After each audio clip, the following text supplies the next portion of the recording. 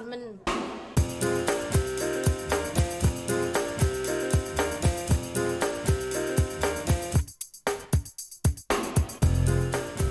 Quoi de neuf, docteur? L'affaire Dreyfus va revenir sur les écrans avec Roman Polanski, titre du film J'accuse, évidemment. Bah oui. Et alors au casting, nous aurons Louis Garrel, qui jouera le rôle du capitaine Dreyfus, qui avait, je le rappelle, été accusé d'espionnage à la fin du 19e siècle. Et puis Jean Dujardin également, qui jouera, lui, le rôle du colonel Picard, qu'on connaît moins bien. Mais lui, il était à la tête du contre-espionnage et c'est lui qui avait découvert que les preuves contre Dreyfus avaient été fabriquées, sorties du film en décembre 2019. Et Charlotte viendra nous en parler, évidemment. J'espère. Et Jean Dujardin l'a annoncé sur notre plateau. C'est vrai. Un homme et une femme, vous vous rappelez, 1966. Eh bien, la suite. Lelouch est en train de la tourner. Non. Oui, ça s'appellera Les plus belles années. C'est avec Anouk Aimée et Jean-Louis Trintignant. On prend les mêmes, on recommence. En Sans gros, la voiture. je peux rien vous dire de plus. Le scénario est secret, nous dit le Parisien ce matin. On attend. La Ryder Cup, alors elle a lieu en France pour la première fois, à Saint-Quentin en Yvelines. Pas de joueurs français. Bon, c'est vrai que la France n'est pas vraiment un pays de golf, mais je rappelle quand même que c'est la troisième compétition la plus regardée au monde après les Jeux Olympiques et la Coupe du Monde de foot. 200 pays vont retransmettre la compétition qui va générer 226 millions d'euros de retombées économiques dans la semaine, ici, en France. Alors peut-être vous posez-vous la question, pourquoi les balles de golf sont-elles truffées d'alvéoles?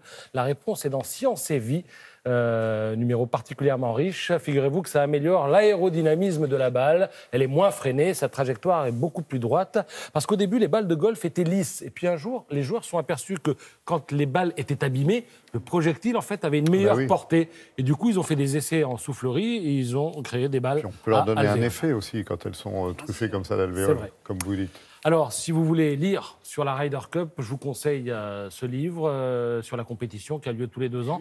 Samuel Ryder, c'est de lui que vient le nom de la compétition. C'était un riche grainotier qui a inspiré l'attrait des Britanniques pour les jardins. Il était amateur de golf et c'est lui qui a eu l'idée de fabriquer le premier trophée, la première coupe que l'on remet aux vainqueurs de ces rencontres entre Américains et Européens. Comment ? Préface d'un grand joueur français, Thomas Levé, hein, absolument. qui est dans le Sud. Alors, je rappelle que c'est une compétition entre, évidemment, les joueurs européens et les joueurs américains. Le livre, c'est chez Marabout. Et puis, je vous conseille un autre livre. Alors là, névropathes, psychopathes, sociopathes, ils ont tous un point commun. Ils ont des pattes. Président aux destinées du monde et le mettent en danger.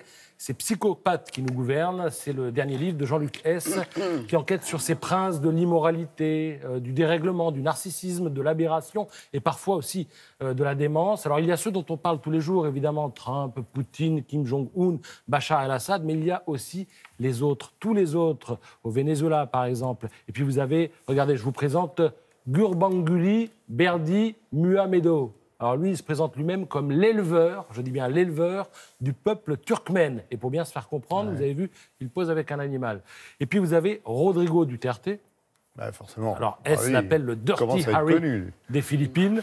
Il se vante, lui, d'avoir tué de ses propres mains. Voilà, il est spécialiste de psychomorphologie, affirme que les troubles de la personnalité suintent de son visage. Alors à défaut de savoir où va le monde, si vous voulez comprendre comment il y va, bien, il faut lire ce livre, c'est aux éditions Plomb et c'est signé Jean-Luc Hess. Et bravo, et merci, important cet ouvrage, effectivement. Et puis Jean-Luc Hess, on le connaît bien, on sait tout le crédit qu'il a.